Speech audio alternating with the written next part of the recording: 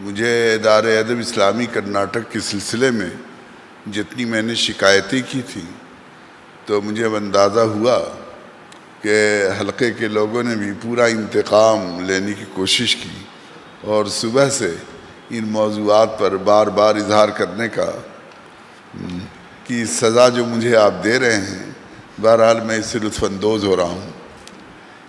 ابھی آپ کے سامنے دو نثری مضمون پڑھا گیا، ایک افسانہ تھا اور ایک سیرت کے سلسلے میں ایک مضمون تھا۔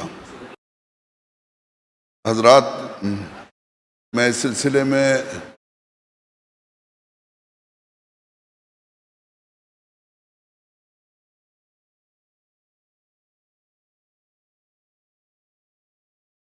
ذرا سا دور جام جو ہے تھم جائے تو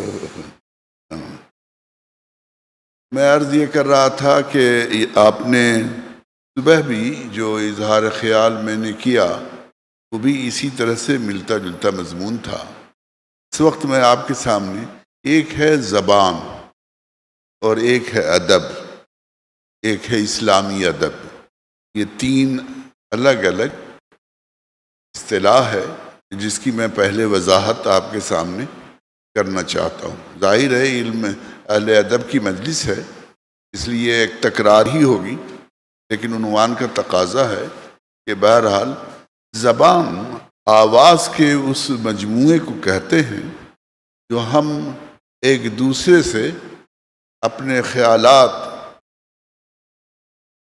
احساسات اور جذبات کو پہنچانے کے لیے استعمال کرتے ہیں۔ یہ زبان کا اصل فنکشن ہے۔ آواز کا ایک مجموعہ ہے جس کا معنی ہمیشہ ایک ہی ہوتا ہے، متعین ہوتا ہے۔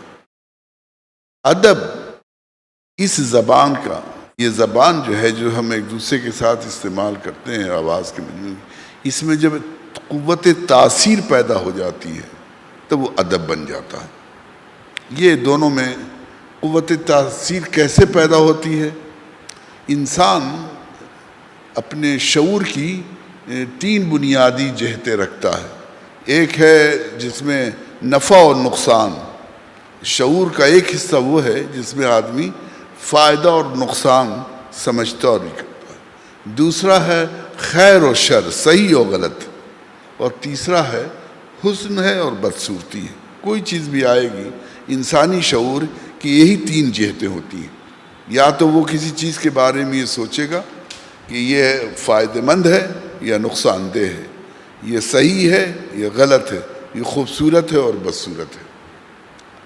تو یہ شعور کی یہ جو تین جہتیں ہوتی ہیں، اس میں یہ جو حسن کا جہت ہے، یعنی یہ خوبصورت ہے، یہ بدصورت ہے، جب اس میں یہ تاثیر پیدا کر دی جاتی ہے، حسن کا پہلو پیدا کر دیا جاتا ہے، تب وہ زبان ادب میں کنورٹ ہو جاتی ہے۔ مثلاً ہم یہ کہیں مجھے بھوک لگی ہے، تو یہ اردو زبان میں ہم اپنی ایک چیز کا اظہار کر رہے ہیں جو آپ سمجھ رہے ہیں۔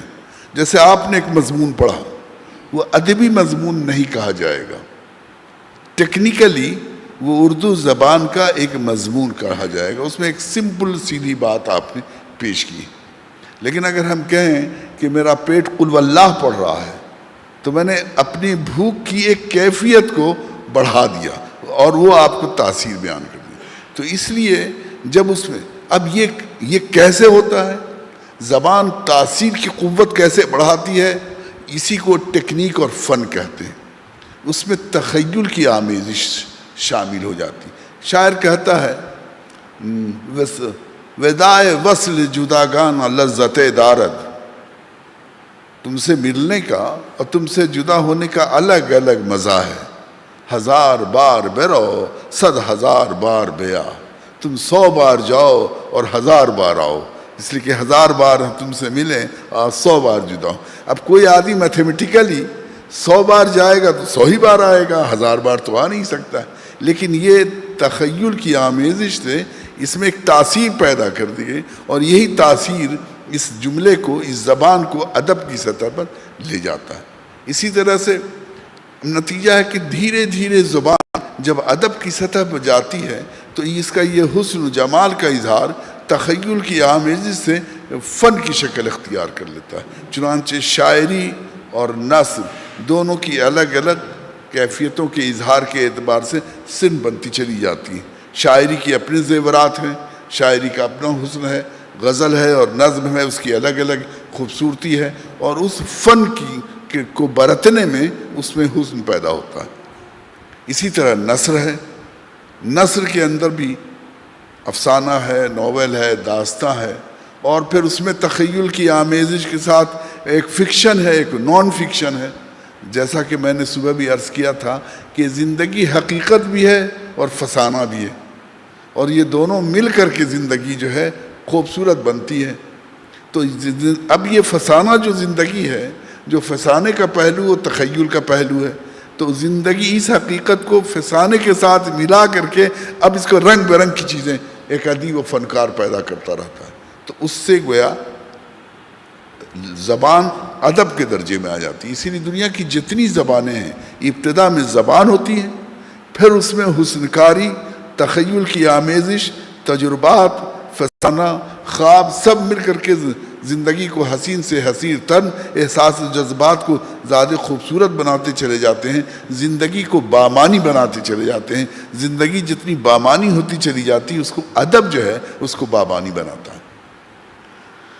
اب سوال یہ اٹھتا ہے کہ جب آدمی ہے، اس زبان ہے، زبان نے ادب کا درجہ حاصل کر لیا ہے، تو اب اس میں فسانہ ہے، اقدار ہے، ثواب ہے، گناہ ہے، صحیح ہے، غلط ہے، تو اب یہ سب قدروں کی شکل میں نئی نئی کیفیت بنتی رہتی ہے۔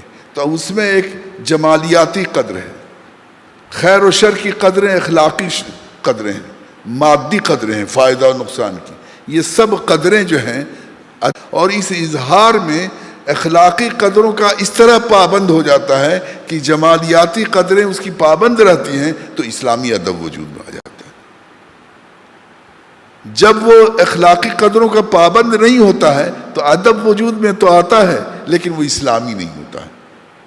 اب یہ جو اخلاقی قدریں ہیں، اخلاقی قدروں کی پابندی، اخلاقی قدروں کی بنیاد الگ الگ چیزیں ہو سکتی ہیں۔ انسان ہے تو مورل اخلاق ہے، لیکن اسلامی قدر کہتے ہیں جب اخلاقی قدریں وحی الہی کی پابند ہوتی ہیں، وحی الہی کی پابند جو قدریں ہوتی ہیں اس کو اخلاقی قدریں، وہ ان اخلاقی قدروں کی پابندی اگر جمالیاتی قدر ادب میں کرتا ہے، شاعر ایک لیکن اگر جو توازن ہے، اعتدال ہے، دنیا اور آخرت کے درمیان جو رشتہ ہے، یہ اگر ادب میں ظاہر ہوتا ہے تو اسلامی ادب ہوتا ہے۔ ابھی افسانے کے سلسلے میں پوری بات تو نہیں سامنے آ رہی تھی آواز یہاں پر ڈائز پر، لیکن یہ دیکھنا میں انہوں نے ایک خیال میں ایک واقعی کو گڑھا ہے، ایک واقعی کو گڑھ کر کے ایک کردار تراشا ہے، ایک کردار سے ایک حادثے کا اظہار ہوتا ہے۔ اس حادثے کے اظہار میں انسان کی جو ایک نفسیات اور کمزوری ہے، وہ کمزوری بھی اس کے سامنے آتی ہے، اپنی ماں کے ساتھ جو اس کا رشتہ ہے۔ پتہ نہیں میں نے پوری بات، وہ میرے کان کے پردے سے ٹھیک سے ٹکرا نہیں رہی تھی آواز کی وجہ سے، لیکن میں یہ چاہ رہا تھا کہ یہ اس کی وضاحت کریں کہ اس افسانے کے نتیجے میں زندگی کا جو تجربہ ہے، یا لڑکے کی جو نفسیات ہے، اس نفسیات میں کیا چیز کمیونیکیٹ کرنا چاہ رہے تھے، یہ مجھے کلیئر ابھی نہیں ہوا۔ ہم چاہیں گے کہ آپ اس کو، اس لیے کہ افسانے میں اگر آپ جو کردار، افسانہ کہتے کس کو ہیں، واقعات جو ہیں، واقعات زمان و مکان کے ساتھ کردار میں ڈھل جائیں اور وہ کردار ایسا سامنے آئے جو اسلام کی جو اخلاقی قدریں ہیں اس کی برتری کو ظاہر کر دے، اسلام کی جو نفسیات ہے اس کو ظاہر کر دے۔ اس واقعے کے اندر جو سچویشن انہوں نے افسانے میں کریٹ کیا، اس سچویشن میں اس کا جو عمل ہے وہ اگر جسٹیفائی ہو رہا ہے، بیوٹیفائی ہو رہا ہے، اور وہ عمل اسلام اس کو جسٹیفائی نہیں کرتا، تو وہ افسانہ اسلامی افسانہ نہیں ہوگا۔ جب آپ کوئی سچویشن پیدا کرتے ہیں، اس میں کوئی کردار ڈھالتے ہیں، اور اس کردار سے جو عمل سرزد ہوتا ہے وہ عمل اسلامی اصول کے مطابق جسٹیفائی ہو جائے اور وہ وہاں بیوٹیفائی ہو رہا ہے، تب تو وہ افسانہ اسلامی افسانہ ہوگا۔ تو عرض یہ ایک ہے کہ زبان ہے، ایک ادب ہے، ایک اسلامی ادب، ایک تحریکی ادب بھی ہے۔ جماعت اسلامی اپنے جو ادارے ادب اسلامی سے چاہتی ہے وہ یہ دونوں چیز چاہتی ہے، اسلامی ادب کا بھی نمونہ ہو اور تحریکی ادب کا نمونہ۔ تحریکی ادب کیا ہے؟ تحریکی ادب یہ ہے، تحریکی ادب میں دراصل ہمارے نزدیک ہم نے خواب دیکھا ہے۔ خواب کیا دیکھا؟ کہ یہ سماج جو ابھی ہے، جو مادی بنیادوں پر قائم ہے اور جو روحانی قدروں سے، آسمانی قدروں سے ناآشنا ہے، فیضان سماوی سے محروم ہے، یہ پورا تمدن اور یہ پوری تہذیب، فرد کا جو ارتقاء ہے اور معاشرے میں جو رچی بسی قدریں ہیں، اس کے نتیجے میں جو ادارے وجود میں آ رہے ہیں، اس نے انسان کو بیابان مرگ کی طرف لے جا رہی ہیں۔ اور ایک خوبصورت سا خواب ہے اسلامی نظام کے قیام کا، جس کو اقبال نے کہا کہ آب روانے کبیر تیرے کنارے کوئی دیکھ رہا ہے کسی اور زمانے کا خواب۔ تو وہ خواب، جیسے ترقی پسند ہیں، کمیونسٹ ہیں، کمیونسٹ کیا کرتے ہیں کہ کلاس لیس سوسائٹی کو اتنا خوبصورت بنا کے پیش کرتے ہیں کہ جب وہ سوسائٹی برپا ہوگی تو انسان کے سارے مسائل حل ہو جائیں گے، انسان بالکل جنت، دنیا جو ہے زمین جنت نشاں ہو جائے گی۔ تحریک اسلامی نے بھی ایک خواب دکھایا معاشرے اور سماج کا کہ اگر یہ معاشرہ دینی بنیادوں پر قائم ہو جائے، اگر انسانی زندگی، فرد اور معاشرہ اور سماج، اس کی قدریں، اس کے آداب ان بنیادوں پر قائم ہو جائیں تو وہ انتہائی حسین دنیا ہوگی، ایسی حسین دنیا جس کے لیے قربانی دینی چاہیے۔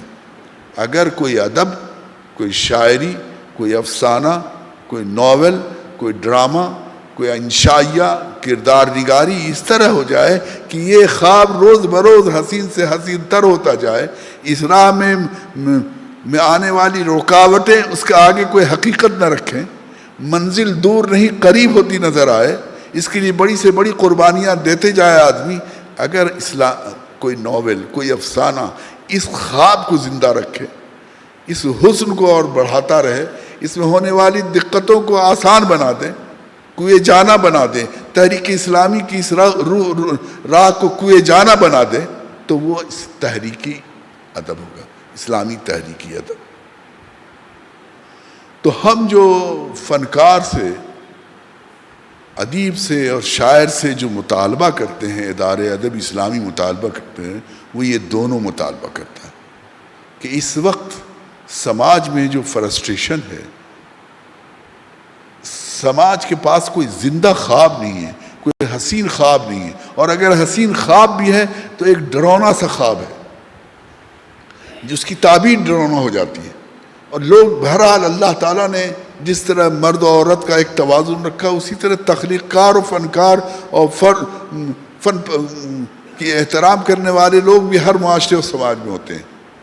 تو تحریک اسلامی پورے سماج میں نفوذ کے لیے ضروری سمجھتی ہے کہ جو معاشرے کے اندر جو فنکار ہیں، ادیب ہیں اور ادب نواز ہیں، دونوں کے درمیان ایک صحیح رشتہ قائم ہوتا چلا جائے تاکہ سماج کے اندر ادب کے ذریعے تحریک اسلامی نفوذ کر سکے، صرف تفریح کا سامان نہیں ہو بلکہ نفوذ کر سکے۔ اگر تحریک اسلامی میں توانا ادب نہیں پیدا ہوگا تو ظاہر ہے کہ جو ادب نواز حلقہ ہے اس میں جب تحریک اسلام، ایک ہے واعظ کہتے ہیں، ایک ہے نصیحت کرتے ہیں، ایک ہے اخلاقی تعلیمات دیتے ہیں، اس کی ریچ ایک خاص حد تک ہے۔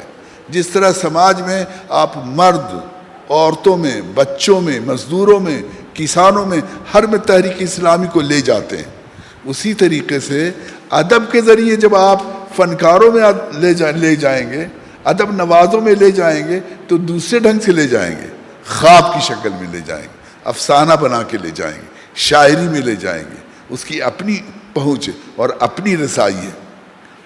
اکبر الہ آبادی نے، آپ نے دیکھا، حال ہی نے پوری قوم کا مرثی 1857 کا جو پورا کرب آپ دیکھنا چاہیں، اس زمانے میں ہندوستان کے مسلمان جن حالات سے گزرنا چاہیں، اس کے زندہ احساس کو آپ دیکھنا چاہیے. مسدس حالی پڑھ لی. قوم کا مرثیہ اور ماتم ہے. امت پر تیری یا کے عجیب وقت پڑا ہے. امت پر تیری یا کے عجب وقت پڑا ہی سے آپ سمجھ سکتے ہیں کہ جیسے معلوم ہوتا ہے کہ سارا کرب جو ہے آدمی کے سامنے آ جاتا ہے. اسی طرح اکبر نے تہذیبی جنگ کو کس طرح اپنے اندر سمویا ہے. اقبال نے اس سے آگے بڑھ کر کے پھر تحریک ادب کے شاعروں نے، فنکاروں نے اس کو آگے بڑھایا. تو تحریک اسلامی میں ادب کے فروغ اور ادب کی ذمہ داریاں یہ ہیں کہ اگر اسلام نے جو خواب دکھایا ہے، جب ہم کہتے ہیں اقامت دین کو، جب ہم اس کی تشریح و تعبیر کرتے ہیں نثر میں، زبان میں، تو کہتے ہیں کہ فرد کا ارتقاء، معاشرے کی تعمیر، ریاست کی تشکیل، ان جملوں میں بولتے ہیں. یہ تخلیقی ادب میں نہیں ہے اس کی تشریح. لیکن اقبال جب کہتا ہے کہ مگر یہ حرف شیریں ترجمہ تیرا ہے یا میرا، اقبال کہتا نہیں، تو جب یہ وہ کہتا ہے تو گویا اس بات کو شاعری میں بیان کر دیتا ہے. جب اقبال یہ کہتا ہے کہ پورے نظام اسلامی کے سلسلے میں ہاتھ ہے اللہ کا، بندے مومن کا ہاتھ، کار کشا کا رافعی. آپ مسجد قرطبہ پڑھ جائیے تو آپ کو لگتا ہے کہ آپ تحریک اسلامی کے اس کو ڈیفائن کر رہے ہیں. ابلیس کی مجلس شورا پڑھ جائیے تو آپ کو صاف معلوم ہوگا کہ مولانا مودودی رحمۃ اللہ علیہ اور تحریک اسلامی کے افراد اپنے فرد کے ارتقاء کے سلسلے میں جو بات کہہ رہے ہیں، اقبال اسی زبان میں بات کہہ رہا ہے. تو جب اسلامی نظام، اسلامی تحریک، اسلامی معاشرہ کا جو حسن ہے، اس کا جو جمال ہے، وہ اگر تخلیق میں اور ادب میں گھل کر کے پیش ہو جائے تو یہ گویا اسلامی ادب ہے. ایک اور اس کا پہلو ہے کہ دنیا خالی نہیں ہے، حق و باطل کی کشمکش برپا ہے. اس کشمکش برپا ہے، اس میں فلسفی جو ہے فلسفیانہ سطح پر، عالم لوگ عالمانہ سطح پر، ورکرز جو ہیں اپنی قوت بازو سے، لیکن جو غیر اسلامی ادیب و فنکار اور شاعر ہیں وہ اپنی تخلیقی کمال و جوہر دکھا رہے ہیں، وہ باطل کو حسین بنا کے پیش کر رہے ہیں. اس کے مقابلے میں تحریک اسلامی یہ چاہتی ہے کہ اہل ادب کی ذمہ داریاں یہ ہیں کہ عدل کو، انصاف کو. اچھا، کاسمولوجی ہر کی ہے. کاسمولوجی فلسفے کے اندر کاسمولوجیکل آرڈر جو ہے ہر انسان کا ہے. کاسمولوجیکل آرڈر کا مطلب یہ کہ زندگی میں جو حقیقت کا تصور ہے، وہ حقیقت کے تصور میں ایک آرڈر ہر آدمی کے ذہن میں قائم رہتا ہے، فنکار کے ذہن میں بھی رہتا ہے. ہمارے نزدیک میں سب سے اہم کیا چیز ہے؟ خدا ہے، رسول ہے، اور اس سے بننے والے تمام تصورات ہیں. یہ مسلمان کی کاسمولوجی ہے، فنکار کی کاسمولوجی ہے. جب فنکار اپنے فن میں اس کاسمولوجی کو اسی آرڈر میں پیش کرتا ہے، یعنی سب سے زیادہ خوبصورت ہمارے ہاں کیا ہے؟ واللہ جمیل ویحب جمال. اللہ کے جمال کو آدمی اپنی حمد جو ہے، نعت، یہ کیا ہے؟ حمد و نعت کا مطلب یہ ہوا کہ خدا کے جمال کو ایک شاعر اپنی شاعری کے ذریعے لوگوں کے سامنے پیش کرتا ہے، خدا کی تعریف بیان کرتا ہے، رسول کی تعریف بیان کرتا ہے. تو کاسمولوجی جو دوسرے لوگ ہیں ان کا بھی ایک کاسمولوجیکل آرڈر ہے، ان کی ہاں بھی ایک حقیقت کی ایک تعبیر ہے، اس کی بھی ایک ترتیب ہے. تو جب وہ ان کے افسانے میں وہ ترتیب بیان ہو جاتی ہے، ان کی شاعری میں اس کا ریفلیکشن آ جاتا ہے، اور یہ غیر شعوری طور پر انسان کے ذہن میں آتا ہے. اس وقت جو ہم نے ہندوتوا کا جو سحر ہے، وہ سحر صرف سیاسی نہیں ہے. انہوں نے اپنے جو آرین لٹریچر ہے، ہند آرین لٹریچر کو جس طرح احیا کیا انہوں نے، جس طرح انہوں نے پیش کیا ہے، ستیم شیوم سندرم، ان کی بھی سندرتا کا، حق کا ایک کاسمولوجیکل آرڈر ہے.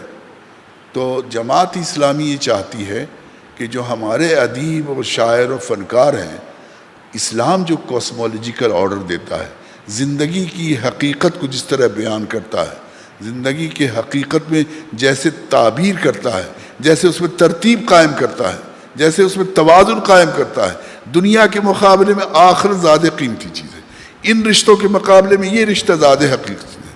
ہاں، اس آرڈر کو وہ ان کی شاعری میں اس کا ریفلیکشن اس طرح ریفلیکشن ہو کہ جو ابھی مستقبل کی تعمیر میں ہم بڑی سے بڑی قربانیاں دینے کے لیے تیار ہو جائیں۔ تو یہ ہمارا گویا تحریکی ادب ہوگا، اسلامی ادب جو اسلامی کاسمولوجیکل آرڈر کو پیش کرے، تحریکی ادب جو ہمارے جو تحریک اپنی مستقبل کی تعمیر کے لیے جو قربانیاں دینا ہو، اس کے لیے جو لپک اور للچ ہو، یہ ہمارے اندر پیش کرے۔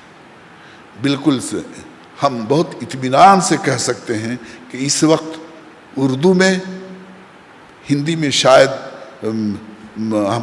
ہمارے یہاں جو شاعری ہو رہی ہے اس طرح کی شاعری نہیں ہو رہی ہے، یا ناول افسانے لکھے جا رہے ہیں ہمارے فنکار، اسی طریقے سے کنڑ زبان کا مجھے نہیں آئیڈیا، لیکن ہندوستان میں یہ اتنا بڑا محاذ ہے ادب کا، یعنی کنڑ زبان میں، ہندی زبان میں، ملیالی لینگویج میں، بنگالی میں، ان سب ادب کے اندر افسانے لکھے جا رہے ہیں، شاعری ہو رہی ہے، اس کی بزم آرائیاں بھی ہیں، اس کی ساری سرگرمیاں بھی ہیں، لیکن جو اسلام نے جو کاسمولوجیکل آرڈر پیش کیا ہے، اسلام جو تبدیلی چاہتا ہے، جو مستقبل کا خواب دیکھتا ہے، وہ اس میں پوری طرح وہ حسن نمایاں نہیں ہوتا۔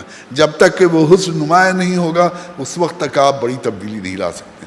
آپ دعوت کی بات کہتے ہیں، یقیناً توحید اور رسالت کو مدلل کیا قرآن نے، لیکن اس کو بیان بھی جس طرح سے کیا ہے قرآن نے، قرآن کا کمال یہ ہے کہ ادراک جو ہے، پرسپشن، پورے فل ایکسپریشن کے ساتھ حق کا تصور، حق کا ادراک اپنے پورے خوبصورت اظہار کے ساتھ آیا ہوا ہے، جس میں زمان و مکان کی قید نہیں ہے۔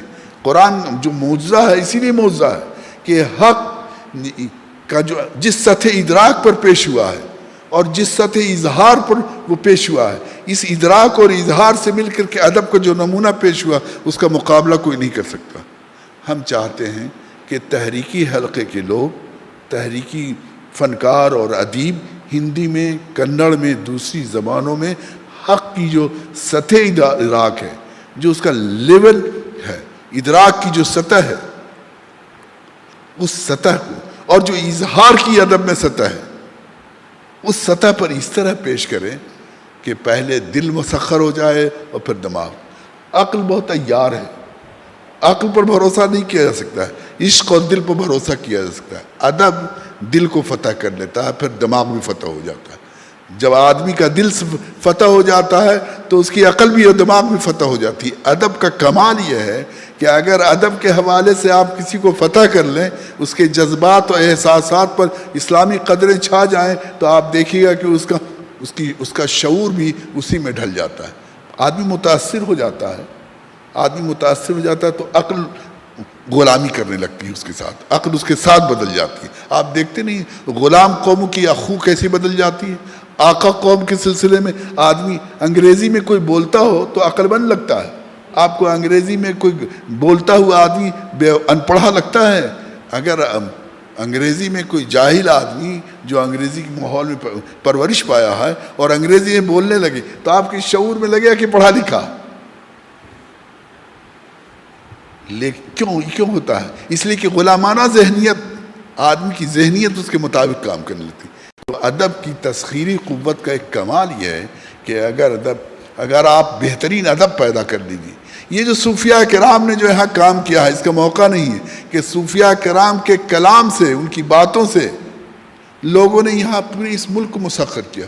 کبھی کبھی جملے سے، ایک جملہ جو تخلیقی جملہ ہے، اتنا معنی خیز جملہ ہوتا ہے کہ پوری شخصیت کو کھینچ لیتا ہے، اور پوری شخصیت آگے ہی ہو کے پھر عقل اس کی غلام بن جاتی ہے۔ افسوس یہ ہے کہ ہم لوگ اس منطقی دور میں منطقی ادب، فلسفیانہ ادب کی تسخیر کو تو سمجھتے ہیں، لیکن تخلیقی ادب، تعمیری ادب اور ادب کی قوت تسخیر کو ہم لوگ نہیں سمجھتے ہیں۔ حالانکہ اگر غور کیجئے گا تو ہم اور آپ سب جو اشعار گنگناتے ہیں اور اس کے ذریعے اپنے جذبات کو تازہ کرتے رہتے ہیں، وہ ہم سب اس کو محسوس کرتے ہیں۔ ہم یہ چاہتے ہیں کہ جن حالات سے ہم لوگ ابھی گزر رہے ہیں، جن سخت حالات سے گزر رہے ہیں، جس میں کچھ سننے کے لیے تیار نہیں ہوتا ہے. جانتے کیسے سنے گا آدمی؟ افسانے کی زبان سن لے گا، شاعری کی زبان سن لے گا، نظم کی زبان سن لے گا، سلوگن کی زبان سن لے گا. آپ اپنی بات کو ادب کے حوالے سے پیش کیجیے، آپ کا کٹر سے کٹر دشمن بھی اس کو سننے کے لیے تیار ہوگا. یہ ہے ادب کی قوت تسخیر. ہم تحریک اسلامی سے وابستہ ادیب و فنکار کو ہم یہی چاہتے ہیں کہ ان کی یہی ذمہ داریاں ہیں کہ آج کے سخت ماحول میں ادب کی قوت تسخیر سے، یہ جیسے موسیٰ علیہ السلام کا دور تھا تو انہوں نے لاٹھی پھینک دیا اور سانپ بن گیا، اس لیے کہ جادو کے ذریعے لوگ مسخر ہو جاتے تھے، جادوگر مسخر ہو گئے. آج کے دور میں زندگی کی جو حقیقتیں ہیں، سائنس کا بڑا دعویٰ تھا وہ فیل کر چکا، فلسفہ کب کا فیل کر چکا، مذہب کو کب ان لوگوں نے تج دیا ہے. اس وقت سب جو لوگ پوسٹ ماڈرن ایج کو جانتے ہیں وہ ادب کے آگے سب گھٹنے ٹیک رہے ہیں. اگر ہم ایک پاورفل ادب، ایک بڑی مضبوط شاعری، ایک اچھا ناول جو پوری جس میں ہم آپ دکھا دیجئے. ارسطو سے، افلاطون سے ان کے شاگردوں نے پوچھا استاد آپ کو کس سے ڈر لگتا ہے؟ تو کہا ہومر سے ڈر لگتا ہے. بولا ہومر سے؟ ہومر تو ایک شاعر ہے، اس سے آپ اتنے بڑے فلسفی ہیں، آپ کو ہومر؟ بولے کہ جس کو ہم سمجھاتے ہیں اس کو وہ دکھا دیتا ہے. شاعر سمجھاتا نہیں ہے، دکھا دیتا ہے، محسوس کرا دیتا ہے، چکھا دیتا ہے. وہ حق کو بتاتا نہیں ہے، حق کو چکھا دیتا ہے، حق کو دکھا دیتا ہے، محسوس کرا دیتا ہے. صبح ہم نے آپ سے کہا تھا کہ میر اردو کا سب سے بڑا شاعر ہے. کہنا مشکل ہے کہ میر بڑا ہے کہ غالب بڑا ہے، لیکن یہ بات ضرور صحیح ہے کہ کچھ لوگ میر کو بڑا کرتے ہیں. اس کی وجہ یہی کہ میر واقعے کو، جذبات کو، خیالات کو احساسات بنا دیتا ہے، چھلا دیتا ہے. آپ یہ جو رسول اللہ صلی اللہ علیہ وسلم نے کہا ایمان کا مزہ چکھ لیا، ایمان کا مزہ چکھنا کیا ہے؟ یہ جملہ آپ نہیں سمجھ سکتے ہیں جب تک کہ آپ ادب کو نہیں سمجھتے ہو. یہ ادبی جملہ ہے، اس میں قوت تاثیر ہے، ایمان کو چکھایا گیا ہے. میری نماز میری آنکھوں کی ٹھنڈک ہے، یہ ادبی جملہ ہے، اس لیے کہ اس کو آپ محسوس ادب جمالیاتی قوت سے سمجھ سکتے ہیں. تو یہی میں عرض کر رہا تھا کہ یہ جو دور ہے، اس نفرت کے اس دور میں، ہندوتوا کے دور میں جو زبان فتح کر سکتی ہے اس ملک کو، وہ ادب کی زبان ہے، وہ تخلیق کی قوت ہے. اب کاش کہ ہم اپنی پوری تخلیقی قوت سے نفرت کی اس کانٹے بھرے ماحول میں پھول کھلا سکتے ہیں ادب کا. یہ ادب ہی کر سکتا ہے، فلسفہ نہیں کر سکتا. یہی ادیب و فنکار کی ذمہ داریاں ہیں. افسوس کہ ہم لوگ اس میں محنت نہیں کرتے ہیں اور کوشش نہیں کرتے. ہم چاہتے ہیں کہ کرناٹک کے لوگ کنڑ زبان میں، اردو زبان میں، ہندو زبان میں کہ ایسا ادب تخلیق کریں جس میں اسلام کا جو کاسمولوجیکل آرڈر ہے وہ ان کو چھلا دیجئے، دکھا دیجئے، چکھا دیجئے. جب آپ ادب کے ذریعے ان کو دکھا دیں گے، چکھا دیں گے، تو پھر ان کے لذت و کام و دہن کی چیز ہو جائے گی اور وہ اس کے رسیہ ہو جائے گی. شکریہ.